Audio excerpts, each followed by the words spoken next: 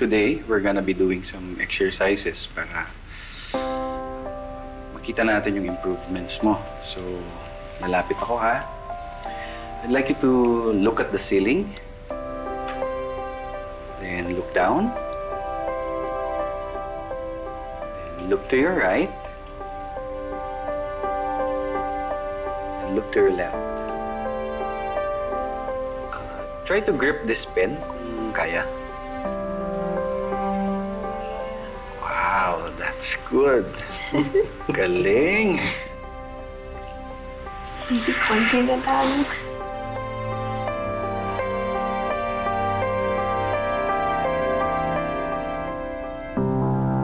Dok, bakit po nagkakaganon si Billy? Dahil po ba yun sa pagkabagok ng ulo niya? Based sa MRI at CT scan niya, wala kami makitang adverse or serious complications sa pasyente. Kaya nitong nakaraang mga araw, nag-conduct kami ng series of neurological evaluations and physical exams. Inobserbahan din namin mabuti ang ability niya to do coordinated movements. Kabilang na ang pagkilos at pagsasalita. Doc, pwede po bang diretsuhin na lang kami? Ano po ba talagang nangyayari kay Billy? Dahil sa swelling, bleeding, and increased intracranial pressure from the head injury, nagkaroon ng damage ang brain tissue.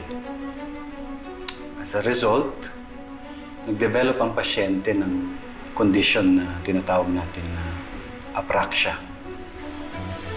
Doc, apraxia ano yun? Isa po yung neurological disorder kung saan nagkakaroon ng problema sa speech at difficulty to do coordinated movements ang isang pasyente.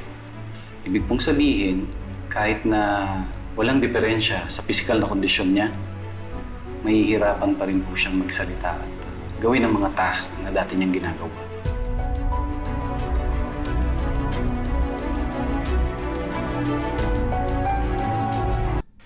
Doc, sabihin niyo na lang po sa amin kung may pag-asa pa pong gumaling si Billy. Her chances of a full recovery depends on a lot of factors, gaya ng severity ng apraxia or extent ng brain damage niya. Ano ibig sabihin, Doc? Na hindi na makakabalik sa normal yung anak ko? Hindi po, sir. Sa katunayan, may mga cases na nagkaroon ng full recovery ang ibang mga pasyente na may apraxia.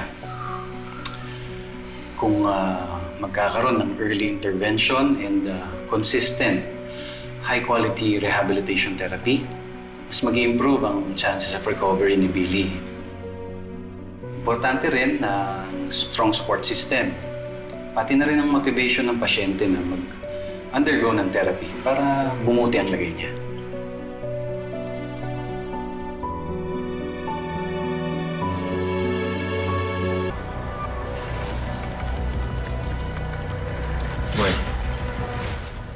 Anong ginagawa mo dito? Paano mo nalaman dito kami ni Jordan? Sinunod ako kayo ni Jordan. So, ini-stalk mo na din ako ngayon, ha? Nababaliw ka na ba? Gusto mo mahuli tayo ni Jordan ngayon? Sagutin mo nga ako. May nangyari kay Billy. May kinalaman ka ba doon? Nasagasaan siya. Ano? Na-aksidente si Billy? Wala akong alam sa sinasabi mo. At saka, teka, sandali, bakit ako pinagbibintangan mo? Dahil ikaw lang yung may rason para gumawa nun. Dahil takot kang malaman ni Christine na nalaman ni Billy. At ang sabi sa akin ni Kuago na nagtalo kayo bago siya masagasaan. Kaya magsabi ka ng totoo. May kinalaman ka ba doon? Magdahan-dahan ka dyan sa mga binibintang mo sa akin, ha? Wala akong kinalaman dyan. Oo, galing ako doon sa bahay ninyo. Kinausap ko lang si Billy na itikom niya yung bibig niya. Pagtapos nun, umuwi na ako. Okay. Anong pruweba mo na totoo yung sinasabi mo? Si Jordan. Gusto mo, tanongin mo si Jordan. Kumain pa nga kami sa labas nun, eh. Bakit ikaw? Nasaan yung ebidensya mo na ako yung gumawa, ha? May witness ka ba? Nasaan? Siguraduhin mo na wala kang kinalaman sa nangyari kay Billy. Dahil kapag totoo may kinalaman ka doon, kakalimutan kong kapatid kita at uubusin ko yung pamilya mo. Naiintindihan mo. Naiintindihan mo.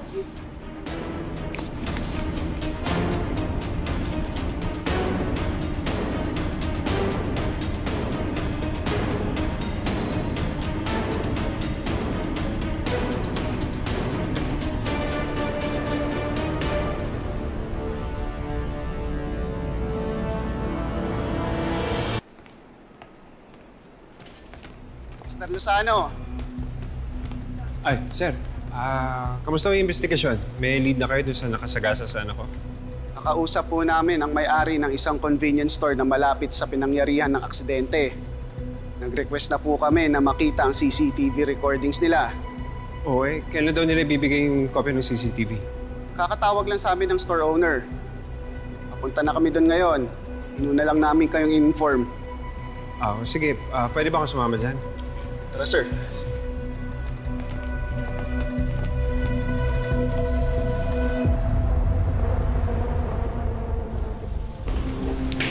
Sir, dito po kayo. Ano pong oras ang kailangan niyo, sir? Sir, baka pwede pakilagay bandang alas 7:40 ng gabi.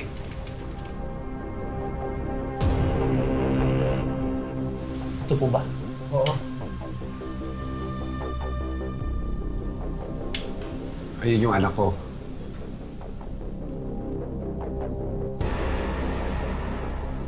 Oh. Bakit naputol? Ano nangyari sa video? May pinindot ka ba? Wala ako, sir. Bigla na lang naging ganyan. May tumingin ba niya bago kami pumunta dito? Kayo pa lang po yung nag-request na makita yung CCTV recording namin, sir. Oy, bakit nawala yung video? Pasensya na po, sir. May kalumaan kasi. Hindi lang yan ang unang beses na nagloko yan. Madalas, bigla na lang nag-offline. Anong ginawa mo doon sa video? Pinutol mo? Aminin mo! Mr. Lozano, magkauno kayo! Sir, wala akong walang sinasabi nyo. Kayo na nga itong tinutulungan. Ako pa yung pinagbibintangan nyo. Oh, kung gusto mo akong tulungan, anong nangyari doon sa video? Hindi ko na kasalanan kung hanggang dyan lang ang recording. Pero huwag niyo ako sisisihin. Belly, alam kong naririnig mo ako. Namimiss ko na yung boses at tawa mo. Namimiss ka na rin kalaro nila Jeremy tsaka ni Tori. Alam mo na, kilala kita eh. Alam kong kaya mo itong lagpasan.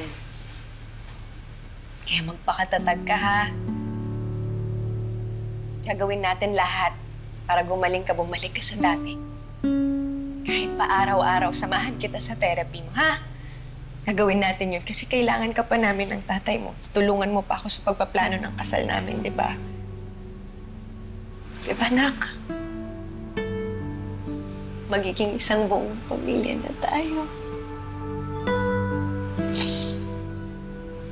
Kailangan kita, ha? Kailangan kita. Kaya kumapit ka lang. Lalaban lang tayo.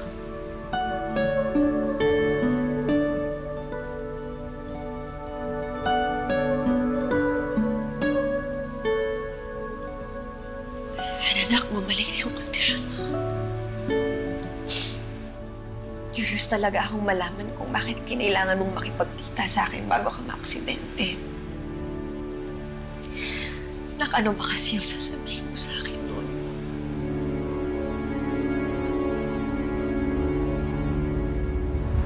Nak? Billy? Billy? Tok! Tok! Tok, anong nangyayari? Tok! Nurse! Nurse! Tok! Billy! Anong nangyayari sa'yo?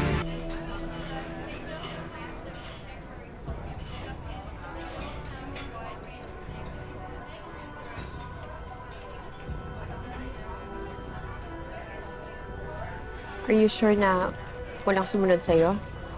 Opo, ma'am. Sinigurado ko pong walang nakabuntot sa akin habang papunta ako dito. Very good. Nagawa mo na ba yung pinapagawa ko? Yes, ma'am. Sinunod ko po lahat ng instruction niyo. Excuse me, is it okay if I talk to you? Yes, ma'am. Tungkol po saan? Dito na lang po.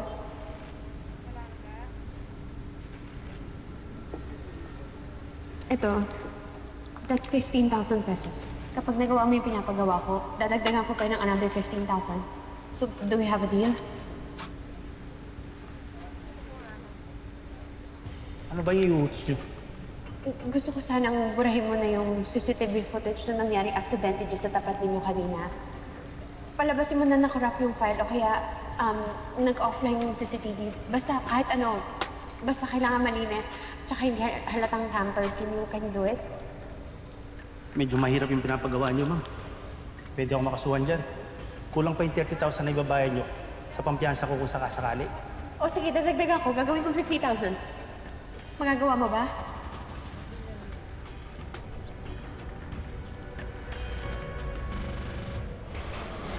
Are you sure na burado na lahat ng original at offline copies ng CCTV footage sa gas?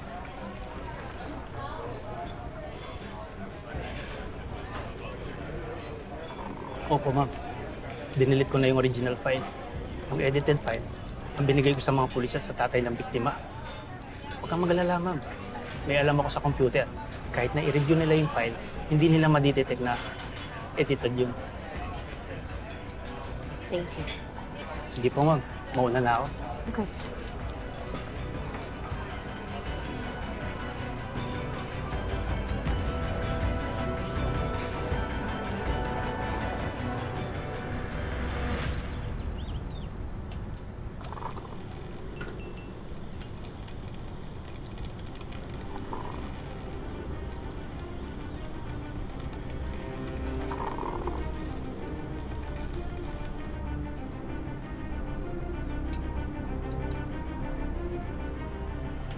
Pwede ko bang hiramin yung kotse mo?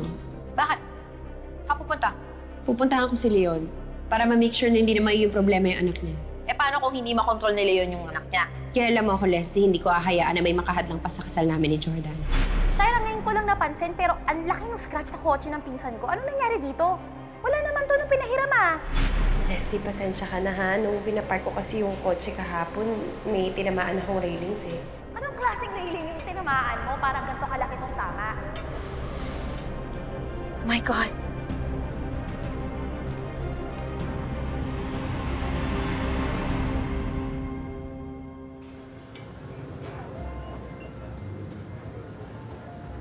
Leslie,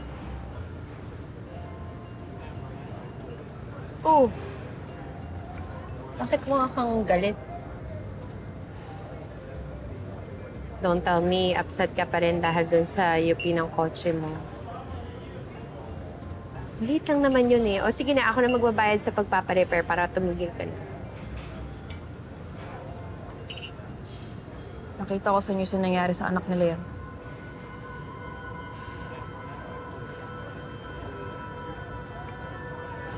Kaya mo ba ako pinapunta dito para pag-usapan yung aksidente ng ibang tao? Was it really an accidental? Aba, malay ko, Leslie. Ako ba yung investigador? Girl, tapatin mo nga ako. May kinalaman ka ba sa pagkasagasa kay Billy? Are you trying to accuse Huwag me? ka tayong maglokohan, Shay. Oo, madalas. Tuto ako sa'yo. Di ba naging sumutulong pa nga ako nung binitay natin si Jeff? Pero naman gawing tanga. All the closer there. The night na nasagasaan si Billy, yun yung araw na pinuntahan mo siya dahil threatened ka dahil baka magsundo siya kay Christy. The following morning, nung binalik mo sa akin yung kotseng hinaram mo, may dent na sa harap.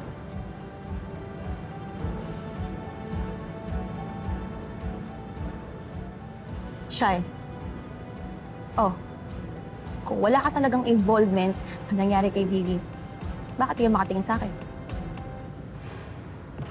Why do you look so guilty?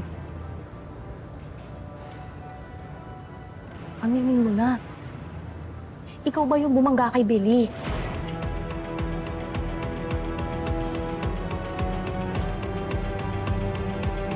Girl, sabihin mo sa akin yung totoo. Sino na tawag na pamangkin mo? Shaira, if you're in trouble, let me know. Ako yung kaibigan mo, di ba? Ako lang yung kaibigan mo. Ako lang ang kakampi mo. I'm the only one who understands you. Tutulungan naman kita eh.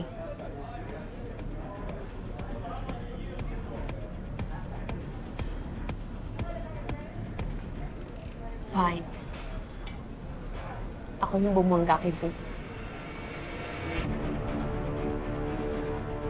Shaira, makuliwag na ba talaga? Bakit mo ginawa yun? Alam kong desperate ka to keep your secret. Pero bakit kailangan lumabot sa ganun, ha? Pwede ka makulong. At damay na naman ako kasi ako yung nagpahiram ng kotseng ginamit mo. Hindi pa manhimik ka. At walang pwedeng makarinig sa'yo. Walang makukulong dahil walang nakakaalam na ako yung sumagasa dun sa buwisit na batang yun. How can you be so sure? Paano kung may mga witness? Dinilis ko na lahat ng evidence na pwede mag-implicate sa'yo. I have taken care of everything. Ngayon, wala na tayong gagawin. All we need to do is be quiet and everything's gonna be okay.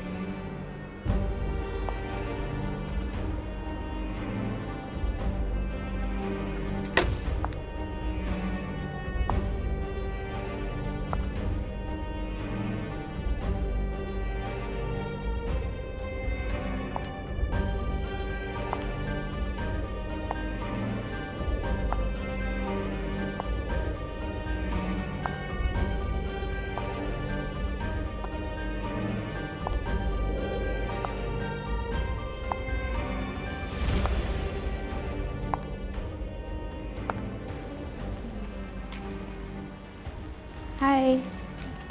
Ano po yung room number ni Miss Billy Lozano?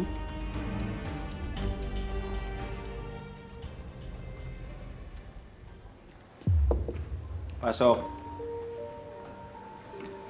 Mr. Lozano, pwede po ba kayong dumaan sa nurse station? May kailangan lang po kayong i-fill up na forms. Sige. Pero mabilis lang ako kasi namatay ang anak ko eh. Opo, sir. Saglit lang naman po yun. Tara po. Sige.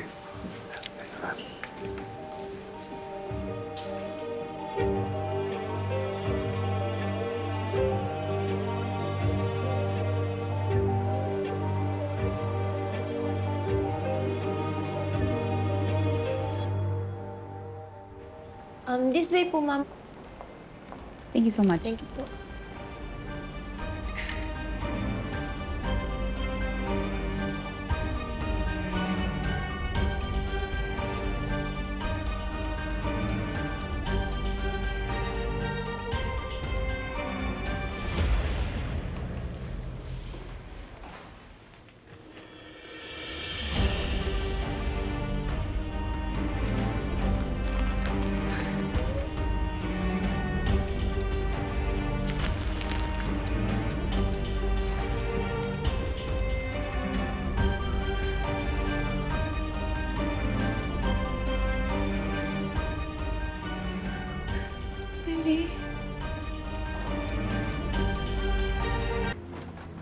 Ano yung floor ni Ate Billy?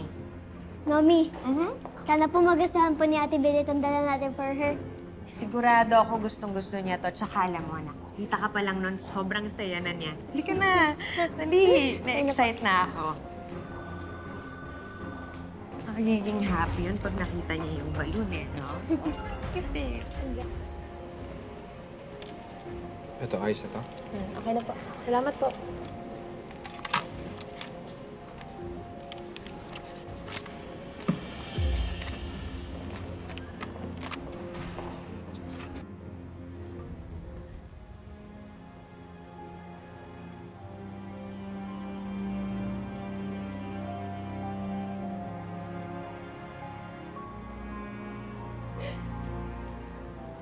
Billy.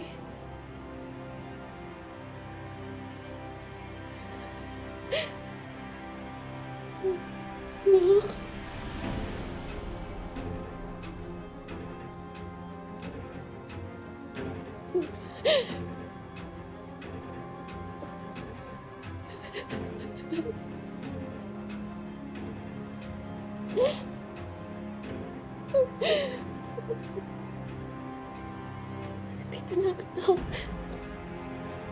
Nandito na ako, anak. Ito na si nanay.